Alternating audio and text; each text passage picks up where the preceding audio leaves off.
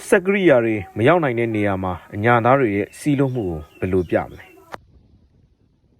ဒီနေ့တော့ကျွန်တော်နဲ့အတူအညာရဲ့ချစ်စရာကောင်းတဲ့ကန်စင်ဒလေးစီကိုလိုက်ခဲ့ကြပါအောင်ကန်နဲ့ရွာကတော်တော်ဝေးပါတယ်ကျွန်တော်တို့တနားကြီးလောက်လမ်းလျှောက်ခဲ့ရပါတယ်ပင်ပန်းပေမဲ့ကြော်စရာတွေကိုတွေးရင်အမောဖြေရတာပေါ့ဟောရောက်ပါပြီလူတွေအများကြီးပါလားကန်ဆင့်နေဆိုတာအညာရဲ့ယာရောတွေကစက်ရန်နေရာတွေဝင်လို့မရတဲ့နေရာတွေကိုလူဝင်အားနဲ့ကန်ထဲကမြေစာတွေကိုကန်ပေါင်ပေါ်ရောက်အောင်တဲထုတ်ပေးတာပါ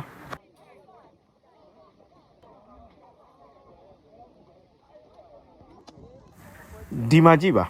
တန်တိုင်းတန်ရွင်းနေနဲ့ပတ်ကြအပ်နေတဲ့မြေခဲတွေကိုခွင်အားရှိရှိခုတ်ထွင်နေကြတဲ့အမျိုးသားတွေပါပြီးတော့ဒီမြေစာခဲကြီးတွေကိုအသွမ်းအပြင်ခောက်ထုတ်ခောက်ပြန်ခေါင်းပေါ်ရွက်ပြီးကံပေါင်ပေါ်ပို့ပေးနေတဲ့အမျိုးသမီးတွေပါ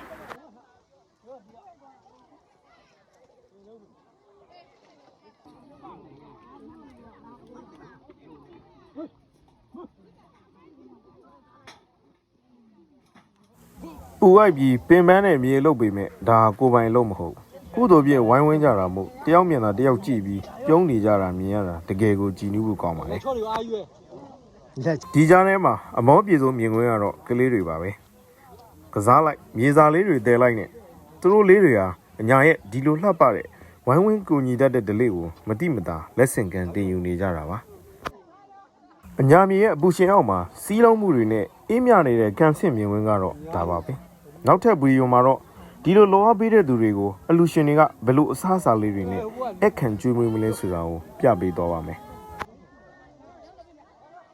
ဒီလိုအညာတလေးအညာအလှတွေကိုမျက်နှိုးတွေဆိုရင်တော့ကျွန်တော်ရဲ့ဗီဒီယိုလေးကို like and share လုပ်ပေးသွားပါဦးနော်